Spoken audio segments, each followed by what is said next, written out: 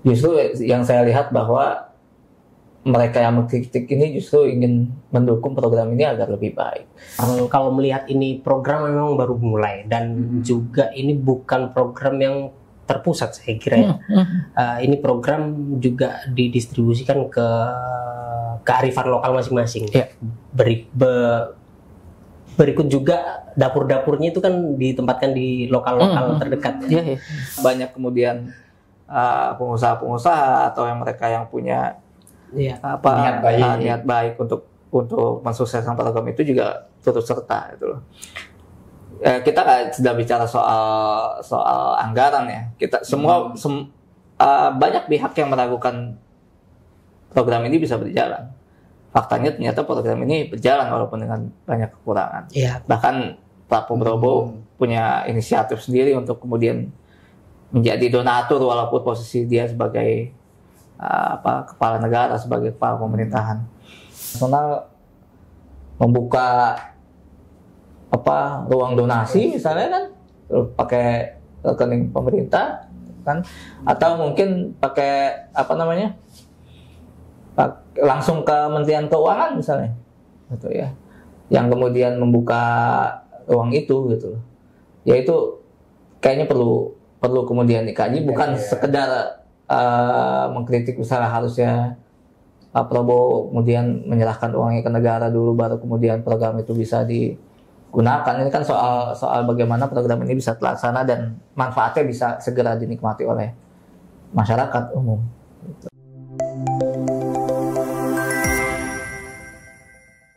Oke, halo kawan-kawan, teman-teman dan sahabat semua. Kali ini kita datang di program Maido atau Maido. Maido is in English dan Maido dalam bahasa Jawa yang artinya mencemooh, mencelatu gitu ya. Nah, kali ini bersama saya Nugroho Wibi dan Faiz Ipang.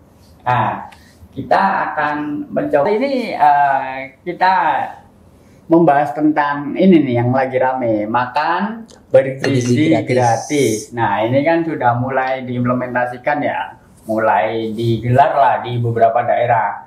Nah, hanya baru beberapa hari ini ya, itu sudah banyak kritik. Ada yang kritik terkait kebijakannya, ada yang kritik terkait penyebarannya karena tidak semua memperolehnya, ada yang ngeritik konten gizinya. Nah, ini kalau bisa kan kritik itu boleh, sah, tapi seenggaknya ya bisa berjalan satu-satu dulu gitu loh. Dikritik apa dulu, misal fokus aja ke gizinya begitu kan, biar makanan ini bisa dirasakan dan sesuai dengan ininya kan, sesuai dengan kandungan gizi yang ditargetkan agar stunting itu terentaskan dan kita siap menjadi penyumbang untuk kesehatan buat balita dan anak bangsa ke depan gitu kan. Nah, tapi ini sih kira-kira kalau misalnya ya terkait dengan kebijakan uang Pak Prabowo, ini kan masuk itu udah dikritik banyak orang. Nah, kira-kira bagi pengkritik itu gimana ya kira-kira? Belum apa-apa udah dikritik ini. Ya kalau gini ya, terkait dengan makanan bergizi gratis ini kan memang program utama yang sudah digadang-gadang pemerintahan Prabowo Gibran. Bahkan sebelum pemerintahan dijalankan, masa kampanye sudah disiapkan dari masa kampanye. Dan ini program yang sudah ditanggapi pesimis oleh banyak pihak. Ya, dengan kita sudah saksikan program ini berjalan sudah 3 hari dengan hari ini, saya kira itu sebuah jawaban dari pemerintahan Prabowo bahwa apa yang kemudian dia cita-citakan untuk dia jalankan, yang kemudian banyak pihak pesimis ini bisa dijalankan, bisa terjawab pada hari ini, bahwa program itu bisa berjalan walaupun misalnya banyak kritik yang kemudian disampaikan ya normal-normal saja, gitu loh ya. Justru yang saya lihat bahwa mereka yang mengkritik ini justru ingin mendukung program ini agar lebih baik. Dengan program ini sudah berjalan, yang saya lihat sudah walaupun baru 26 provinsi ya dijalankan, itu program yang luar biasa. Nggak ada program yang kemudian bisa berjalan seiringan dalam satu waktu, bahkan di 26 provinsi sekaligus itu bisa berjalan, itu sangat luar biasa. Saya kira itu patut kita apresiasi, walaupun ya kita tahu lah gitu ya, misalnya media yang mengangkat ini kan dicari hal yang unik, yang jadi berita. Kalau hal yang berjalan dengan normal itu bukan berita namanya buat mereka, nggak menarik. Justru yang kemudian makanya wartawan media dicari yang unik yang kemudian bisa jadi berita.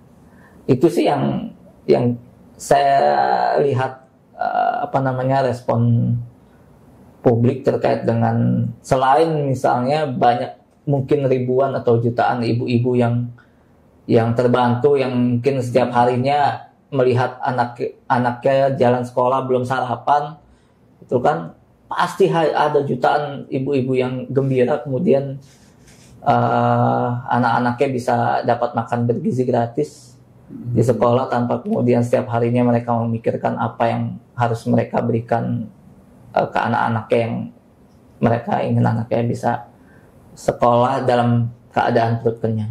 Tapi ini juga kan ada rame tuh Cak ya, yang mak-maknya ini teriak karena anaknya nggak kebagian. Kan kasihan kalau misalnya satu kelas ini ada 50, terus ada 5 orang yang nggak kebagian, itu kan kasihan. Nah, kira-kira kalau kayak gitu kondisinya gimana tuh? Kita lihat sisi positifnya ya. Kalau yang saya lihat ini selain soal program makan bergizi gratis, itu ada sisi penanaman nilai solidaritas. Gitu kan.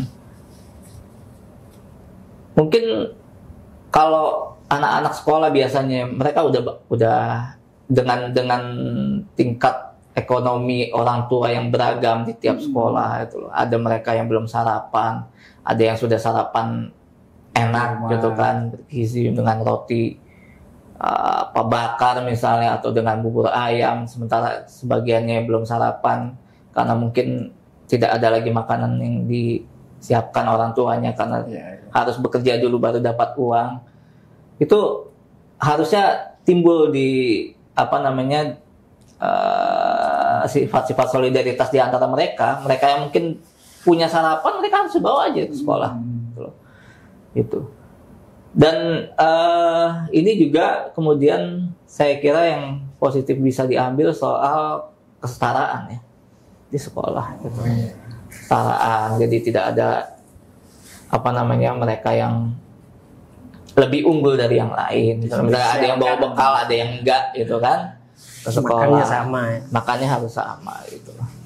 Ya kalau yang pernah ngalamin di pesantren mungkin ya, itu kan kita makan bareng tuh. Nggak ada kita makan dibeda-bedakan di pesantren kan. Pagi makan bareng riung dengan menu yang sama, dengan mungkin porsi yang sama, kecuali mungkin mereka yang bisa makan cepat bisa dapat lebih banyak gitu kan. Atau yang nggak biasa makan panas itu kan, biasanya makan tuh masih panas gitu kan. Itu loh. Tuh kalau yang nggak bisa makan panas ya habis lah duluan gitu kan. Tapi di situ tingkat kebersamaan itu tumbuh di situ. Itu loh, satu rasa itu kan, satu nasib, satu itu. Itu sih yang saya bisa ambil dari sisi positif, selain soal peningkatan gizi, peningkatan untuk menambah anak-anak itu bisa fokus dalam belajar gitu mungkin ya.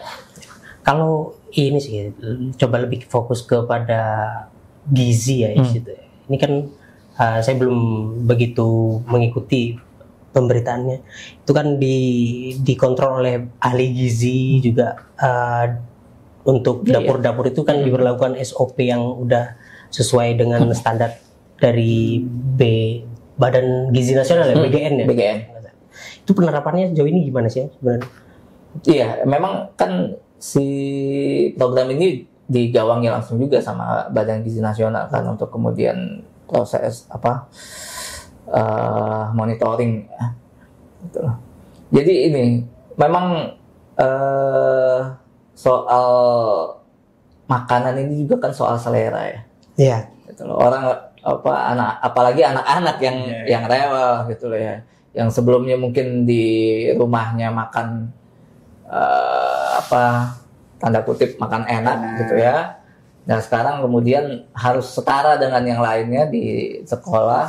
Walaupun itu mungkin kalau kita ukur soal nilai gizi itu ya kalah dan bisa jadi kalah yang mereka makan di rumah, misalnya makanan instan gitu, makanan nugget yang fast food gitu loh, secara nilai gizinya mungkin lebih rendah ketimbang mereka makan di sekolah. Tapi soal selera ini kan nggak bisa kita generalisir. Karena kan selalu pemberitaan yang siswa-siswa yang kurang suka dengan menu dan lain sebagainya itu kan lagi marak nih. Itu kan juga menjadi PR juga sih sebenarnya. Tapi kalau memang harus menyesuaikan dengan kebutuhan masing-masing siswa itu agak effort sepertinya ya, karena bego itu tidak pasti dari basic masing-masing siswa itu perbedaannya kesenjangannya bisa sangat jauh. Cuma yang menarik itu kan ketika di sini juga diimbangi dengan edukasi tentang gizi mungkin ya kepada siswa-siswa itu.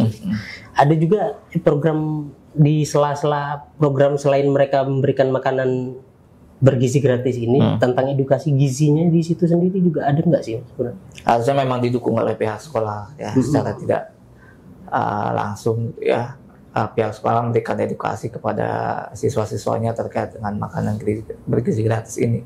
Ya kan kalau kita ngomong enak atau enggak ini kalau antara ayam goreng crispy dengan ayam katakanlah opor itu dan ayam yang hanya dikukus doang itu kan secara gizi pasti yang kukus jauh lebih bergizi. Hitungan kalori dan lain sebagainya. Beda halnya dengan yang enak dalam tanda kutip. Kalau digoreng dikasih tepung jelas enak, tapi kandungan gizinya kan kita perlu pertanyakan. Itu mungkin gimana ya kita menjawab kritikan-kritikan tentang enak enggaknya ini makanan? Iya, ya kita berharap Badan Gizi Nasional kan badan baru juga yang dibentuk ya untuk untuk Pak Prabowo menjawab terkait dengan siapa yang kemudian akan mengawal program makan bergizi gratis ini, program yang besar sekali ya yang digulirkan pemerintah. Tuh. Ya kita berharap nanti ke depan Badan Gizi Nasional bisa ada edukasi spesifik lah ya. Iya. Harusnya sih juga harus diimbangi dengan edukasi itu sih, karena ini kan juga udah dilakukan di beberapa negara yang lain ya, seperti contohnya di Amerika gitu kan, untuk menanggulangi obesitas di usia lanjut gitu kan. Jadi mengurangi gula dan mengurangi garam itu udah dilakukan sejak dini. Nah sementara masyarakat kita ya saya sendiri kalau makan nggak asin ya kan nggak sip lah gitu. Minum kopi kalau nggak dikasih gula ya kan nggak sip. Padahal itu jadi jadi satu pembelajaran tersendiri kalau kita ngomong tentang kesehatan di hari tua, tentang gizi itu ya harusnya ada perhatian di gula dan garam ini sendiri. Karena bahaya juga kan kebanyakan gula itu ya. Obesitas itu jadi kekurangan gula pun bahaya sebenarnya. Kan energi itu kan dihasilkan dari gula. Iya. Kan? Ini kita kayak ahli gizi aja gitu ngobrol. Kita ngecek ke pengalaman beberapa negara yang udah selesai sih sebenarnya sih. Kalau di beberapa artikel yang saya baca di sini Jepang udah nerapin itu dari tahun 47. Kalau Amerika itu udah nerapinnya udah lama ini, udah 46, sejak tahun 46 itu untuk nanggulangi obesitas, karena kita tahu kalau Amerika ini kan sendiri udah terkenal obesitasnya di usia lanjut. Dan fokus utama mereka itu di masalah pengurangan konsumsi gula dan garam untuk menanggulangi obesitas itu tadi. Nah, mungkin ini pemahaman ini yang perlu sambil lalu didistribusikan ya, tentang pemahaman gizi ini, agar tidak fokusnya hanya kepada enak atau enggaknya nih makanan, tapi kepada nilai gizi dari makanan itu sendiri. Tapi yang asik harusnya itu tadi sih, solidaritas itu kan. Karena kalau misalnya yang tanda kutip tadi sudah kaya dan di rumah sudah makan, ya udah itu nggak usah makan, dikasihkan ke temennya gitu kan. Kan nggak masalah. Di pondok kan kayak gitu kan. Misal jatahnya ini ada 1.000 ya buat 1.000 santri. Nah, tapi enggak juga sih. Kalau solidaritas itu juga bisa dinilai dia ikut makan atau enggak. Kalau dia biasa makan enak, tapi dia nggak ikut makan ketika makanannya dirasa nggak enak, ya berarti solidaritasnya berkurang dong. Ya kalau misalnya udah makan ini kan, kalau misalnya belum ya buat solidaritas. Sepiring berdua kayak nggak masalah toh. Seenggaknya biar semakin solid gitu kan. Itu pasti diingat itu. Pas misalnya mereka besar itu pasti ini bakal jadi cerita gitu kan. Kalau misalnya kita dulu ngerasakan program makan siang gratis, terus sepiring berdua. Kan dikasih satu-satu. Nah, misalnya kalau nggak ada yang nggak kebagian, ya. Diajak aja makan berdua. Toh kira-kira juga kalau misalnya satu piring dibagi berdua itu kan nggak ngurangin gizinya kan. Paling porsi aja. Toh nggak semua satu piring habis toh. Porsi gizinya juga berkurang gitu.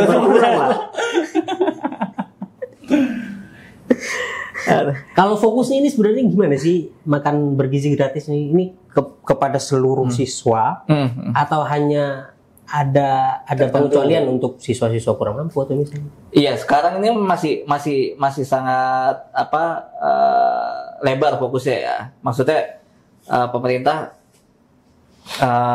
tidak membatasi sekolah negeri kah, sekolah swasta kah, pesantren kah, madrasah, itu tetap kemudian jadi sasaran fokus makanan bergizi gratis ini gitu loh. Makanya kita perlu lihat juga soal distribusi gitu ya. Kayak misalnya ada berita barusan yang naik soal distribusi ini, anak Pak Uti udah mau pulang, makanannya baru datang. Karena Pak Ut kan mungkin jamnya lebih singkat kan, gitu. Nah, itu soal distribusi. Banyak sih PR ya, itu loh. Namanya program besar ini pasti akan kemudian kita akan pemerintah harus kemudian membuka diri untuk masukan-masukan yang banyak evaluasi itu. Gitu. Iya, terutama kalau soal solidaritas ini kan pernah dapat ini nggak? Jumat berbagi gitu loh, tiap Jumat kasih makan. Itu kan bagian dari ini juga kan. Iya. Bagaimana distribusi makanan juga tuh. Iya. Walaupun kadang sering miris juga kan gitu. Pembagian di masjid-masjid ini nggak teratur gitu. Iya. Orang belum salam udah antri. Udah berangkat duluan. Ngambil makanan itu kan. Sayang ya, mungkin buat pengurus masjid serung lihatnya kan, ngambil sampai desak-desakan orang gitu ngambil. Pengurus masjid terlalu husnuzon. Sudah berpikirnya masyarakat udah penuh kesadaran gitu kan. Nah, makanya gitu, kalau melihat Jepang gitu kan udah dari tahun 57 gitu terkait dengan program itu yang dibentuk oleh Jepang itu kan bukan sekedar bagaimana nilai gizi anak-anak didik itu tercukupi gitu. Tapi soal attitude, soal etika, bagaimana dibentuk mereka itu sudah sangat baik gitu. Nah, ini yang perlu kemudian juga ditiru di sekolah itu. Jangan ya kebutuhan gizinya dicukupi, tapi juga soal attitude, soal etika itu juga perlu dibenahi gitu loh. Jangan kemudian makanan yang dia nggak suka kemudian dia cela misalnya. Itu kan di etika Islam ini kan ditekankan juga gitu loh. Ya soal mubazir, soal nggak boleh mencela makanan gitu kan. Itu yang menghormati, terus ya apalagi kalau dia harus mengingat banyak orang yang kekurangan. Karena kan sejauh ini pada ngeritik semua, kan jarang ya ditemukan ya misalnya pemberitaan atau omongan, oh dengan makanan bergizi gratis ini misal anak karakternya itu semakin terbentuk, terus solidaritas, norma, bahkan tadi sampai attitude-nya ya. Seenggaknya kalau misalnya lebih sering bahas atau disinggung lah, yang positif-positif ini mungkin akan lebih berdampak dan bisa kayak Jepang gitu kan misalnya, atau nanti ke depan bisa lebih baik ke arah-arah inilah, ke arah-arah karakter agar generasi kita ini lebih siap. Terus Indonesia ini kan menyambut generasi emas ya, bukan generasi cemas. Biar yang cemas-cemas itu. Nah ini yang cemas-cemas ini kan terjawab dengan program ini sudah berjalan kan. Walaupun dengan banyak kekurangan yang perlu dilengkapi, itu paling nggak mereka bisa turutlah membantu ya. Ya walaupun dengan kritik-kritik ya. Tentu yang kita berharap itu bisa membangun. Iya, tapi karena kalau melihat ini program memang baru mulai dan juga ini bukan program yang terpusat saya kira ya. Ini program juga didistribusikan ke kearifan lokal masing-masing. Ya. Berikut juga dapur-dapurnya itu kan ditempatkan di lokal-lokal terdekat. Ya. Itu juga jadi PR tersendiri tuh, ketersediaan dapur yang sesuai BGN itu tadi. Mungkin itu yang menjadi kendala tidak bisa serentak di seluruh provinsi ya.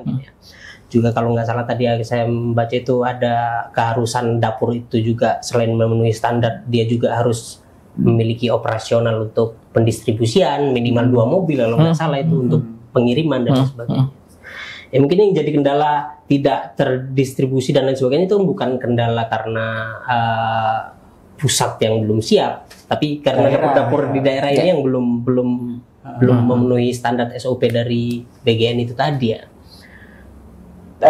Kalau misalnya ini memang program pemerintah ya. Kalau misalnya memanggil semua donatur atau relawan, tadi kan sempat disinggung Jumat itu bagi-bagi makanan kan. Iya kan sebenarnya udah dimulai sendiri sama presiden kita Pak Prabowo. Beliau langsung sendiri tanpa harus dibuka donatur, beliau udah mendonasikan dirinya. Ya kalau misalnya itu ini kan baru presiden saja ya. Kalau misalnya pengusaha, terus yang dulu ini punya di daerah-daerah itu kan sering ada program pengusaha itu menyekolahkan atau mendidik anak yatim piatu. Nah ini kan bisa dielaborasi atau digabungkan. Misal di sekolah ini, ternyata sudah ada pengusaha yang siap memberikan makan bergizi gratis, gitu kan lebih menarik ya. Iya. Mungkin itu ya tujuan Pak Prabowo kemudian menyisihkan uang pribadinya untuk program ini. Bagian dari stimulus itu mungkin ya. berharap banyak kemudian pengusaha-pengusaha atau mereka yang punya niat baik untuk mensukseskan program itu juga turut serta gitu loh. Kita sudah bicara soal anggaran ya. Kita semua banyak pihak yang meragukan program ini bisa berjalan. Faktanya ternyata program ini berjalan walaupun dengan banyak kekurangan. Iya. Bahkan Pak Prabowo punya inisiatif sendiri untuk kemudian menjadi donatur walaupun posisi dia sebagai kepala negara, sebagai kepala pemerintahan gitu. Tapi beliau mau gitu. Nah ini yang mungkin di benak Pak Prabowo ingin ayolah bantu. Ini bukan untuk saya kok, bukan untuk pemerintahan Prabowo, tapi untuk kemudian untuk masyarakat, untuk generasi muda agar kemudian Indonesia punya anak didik yang berkualitas, generasi emas itu ya ambil sisi positifnya di situ. Sebenarnya itu udah lebih daripada sekedar buka donasi ya kalau Pak Prabowo sampai menyisikan itu udah contoh konkret langsung itu. Iya. Istilahnya itu bukan memberikan pelajaran hanya dengan kata-kata, tapi langsung dengan tindakan. Masalahnya yang kritik-kritik itu mau nggak seperti Pak Prabowo kan gitu doang. Iya. Yang ngomong tentang Pak Prabowo menyisikan duitnya sendiri sekian itu. Cuma memang mungkin karena ini nggak begitu jadi isu populer ketika mereka melakukan donasi di makan gratis ini, mungkin jadinya ya nggak belum aja. Tapi itu kayaknya skemanya bagus sih. Kalau misalnya daerah tertentu ya program makan siang bergizi, program bergizi ditanggung sama raja lokal gitu ya. Tinggal nanti Mas Faiz nanti karena kira-kira. raja lokal ya sudah saya yang tanggung. Tapi anehnya Iya. kalau di sini kan tidak dinilai secara positif kayak gitu. Tapi dinilai ini bakal merusak efisiensi, akuntabilitas, tanggung jawab. Karena kan uang pribadi ketika dimasukkan menjadi masuk ke program pemerintah ini kan auditnya katanya susah gitu kan. Nah kalau kayak gitu misal pada sisi positif dilihat, oh ternyata niat Pak Prabowo ini misalnya ya, kalau benar ini menarik simpati para donatur untuk mengambil alih atau menyumbang, ini kan bakal lebih menarik. Jadi memang harusnya lebih lebih disikapi secara positif begitu dulu kan. Baru memang di tengah bakal ada banyak kritik gitu kan. Tapi seenggaknya kalau misalnya direspon secara positif dulu, mungkin bisa menggerakkan niat-niat baik para ini kan donatur atau raja daerah ya Mas. Iya, program ini selain program besar, program jangka panjang. Ya. Artinya nafasnya juga harus kemudian panjang. Pemerintah bagaimana memikirkan program ini terus berjalan gitu. Nah, satu yang kemudian berdampak dari program ini kan nggak hanya penerimaan manfaat langsung ya. Dalam hal ini peserta didik, siswa. Gitu. Bagaimana misalnya perekonomian di daerah itu berjalan dengan ada program ini, misalnya dapur-dapur, catering, itu setiap hari mereka kemudian bisa, dan ini tersebar loh rata. Gitu loh. Dan nah ini dampak ekonomi ini juga perlu diperhitungkan kemudian oleh semua pihak, bahwa ini program nggak berdiri sendiri loh. Gitu loh. Menggerakkan gitu loh, menggerakkan banyak juga bahan-bahan bakunya sektor, juga bahan baku dari lokal yang mungkin selama ini terdistribusi ke pusat misalnya, kemudian bisa dimanfaatkan digerakkan di daerah masing-masing. Gitu loh. Tapi yang menjerit ya itu kan kalau niat baik, yang menjerit ini kan ibu-ibu kantin ini. Jadi ibu-ibu kantin dulu kan jualan ya kan, terus murid-murid ini beli atau makan di situ. Nah semenjak ada makan siang gratis ini, akhirnya mereka dapat pemasukan dari mana? Nah ini gimana ini pemerintah kira-kira mengakomodir jeritan dari ibu-ibu kantin gitu? Saya sih belum dengar ya ada keluhan terkait dengan itu ya. Kalau saya lihat kan berbeda materinya ya. Yang satu makan, yang kantin ini kebanyakan jajan kan. Saya kira nggak menggeser lah porsi jajan anak-anak itu dengan adanya makan bergizi gratis. Justru ini juga bagian dari edukasi pemilik kantin juga, bagaimana menyediakan jajanan yang kemudian bergizi juga gitu loh, pentilan untuk mereka juga gitu loh. Itu sih yang saya lihat. Ini pengkritik ini rata-rata ngeritiknya teknis pelaksanaannya ya. Iya, pada dasarnya program ini program bagus, nggak ada orang yang kemudian mengkritik bahwa ini nggak bagus atau sebaiknya tidak dilaksanakan, tidak. Nggak ngomong tentang kritik tentang kebermanfaatannya ya, lebih pada pelaksanaannya. Lebih bahwa misalnya bahkan sebelum program ini terlaksana atau bahkan sejak program ini kemudian digulirkan sebagai materi kampanye itu, mereka cuman pesimis aja bahwa program ini bisa dijalankan gitu. Program yang rasanya nggak mungkin bisa dijalankan. Ternyata pas saat ini bisa dijalankan program ini, mereka akhirnya cuma menyatakan bahwa pelaksanaannya kurang bagus, bukan kemudian bahwa program ini nggak layak dijalankan atau kemudian program ini sebaiknya dihentikan, nggak ada yang bilang begitu. Gitu. Ya makanya kemudian kalau kita mau mengambil sisi positif dari mereka yang kritik itu ya bahwa mereka ingin program ini berjalan dengan baik, itu aja yang bisa kita ambil. Iya. Gitu. Tapi sejauh ini juga masih belum membahas dampak ekonomi juga ya. Mereka teknis pelaksanaan. Padahal ini tadi banyak sih beberapa itu mengaku katanya membuka lapangan pekerjaan. Jadi ini kan mampu menyerap banyak pekerja gitu kan dari dapur umum. Jadi kan bisa menyerap banyak tenaga kerja. Iya. Konsep itu juga kan masih sedang kaji ya. Misalnya ada konsep catering, ada konsep dapur umum.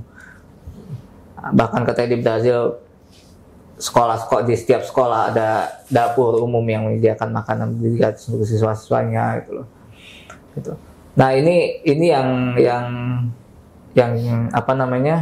saya lihat pasti ada dampak ekonomi yang besar, apalagi program ini merata di seluruh daerah ya, di mana ada sekolah, gitu ya. Belum lagi soal karena ini komoditi pokok, makanan pokok, gitu ya. Itu pasti juga ada dampak ke petani-petani, gitu loh. Mereka nggak kemudian sibuk distribusi harus kemana, itu kan, atau bahkan kita bisa menutup keran-keran impor nih. Itu yang kemudian kadang mengganggu petani itu loh, soal bagaimana daya beli masyarakat menjadi tinggi misalnya, itu soal itu. Karena ini program tiap hari ya. Program tiap hari, program panjang. Petani udah nggak bingung lagi nih jual. Harus ya begitu. Nah, makanya rantai distribusi ini bisa kemudian bisa jadi distribusi makanan pokok ini bisa jadi jawaban juga untuk mereka itu. Nggak kemudian mereka harus ke kota-kota besar untuk kemudian mendistribusikan bahan pokok ini.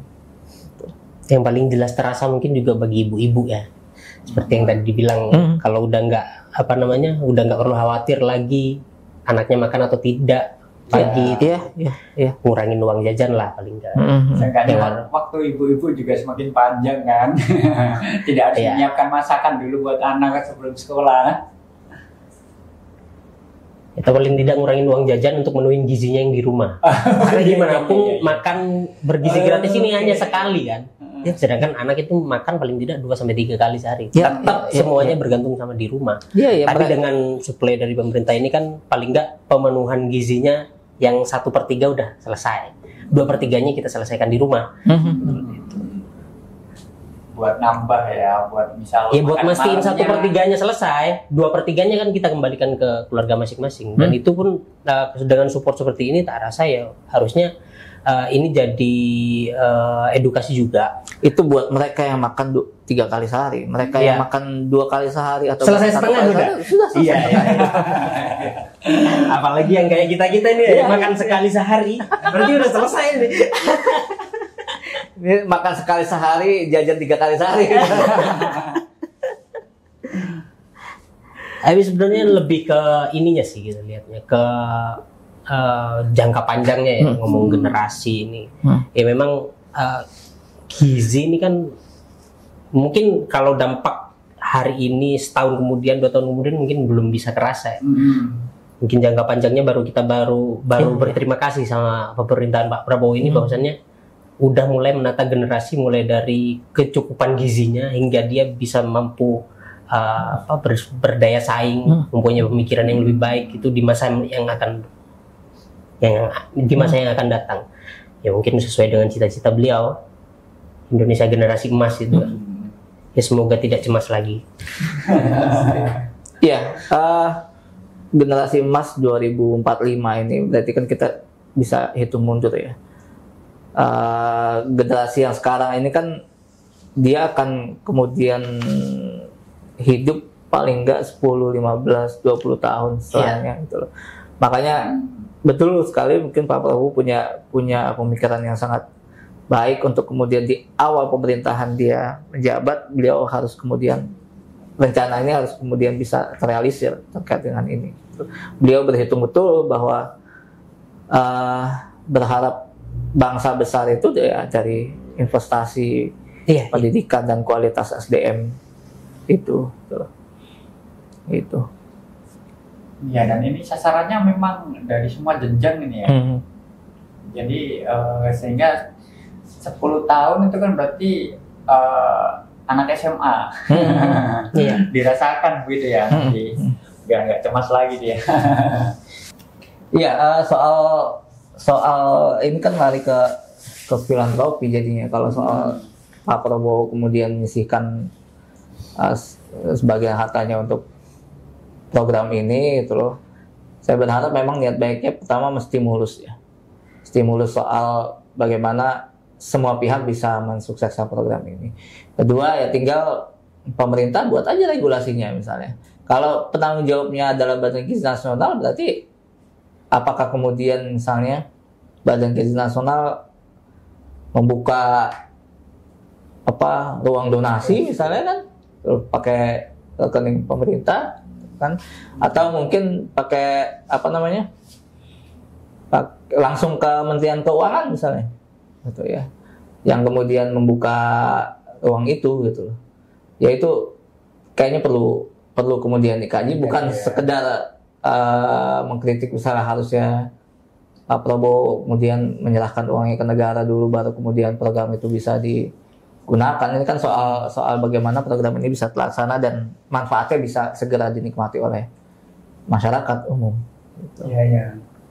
Kalau di daerah itu kan sudah banyak orang tua asuh gitu ya yang mengasuh anak-anak yang membutuhkan. Nah ini berarti menarik, judulnya bukan orang tua asuh ini, sekolah asuh gitu ya. Jadi satu sekolah yang diasuh ini, bukan hanya satu atau dua anak ya. Ya ini kita mungkin membicarakan ini nggak hanya sekali dua kali, akan berkala karena program ini berjalan sangat panjang kan. Lalu kita lihat bagaimana misalnya trennya seperti apa, masyarakat menyikapi program ini, bagaimana mereka yang mengkritik juga seperti apa arahnya, diterima oleh pemerintah sebagai masukan. Terus kita juga sebagai masyarakat bisa saling mengawasi, menguatkan, memberikan masukan. Iya. Itu. Ya, bro. Kita mungkin akan berkala untuk bisa membahas ini. Gitu. Beropini dan memberikan saran sesuai kemampuan kita lah. Iya. Dengan apa yang kita lihat hari ini kan. Oke, mungkin itu pembahasan kita kali ini. Kita akhiri dulu, besok ini pasti akan kita bahas lagi kalau sudah lebih oke atau ada yang lagi happen ya, gitu ya. Terima kasih.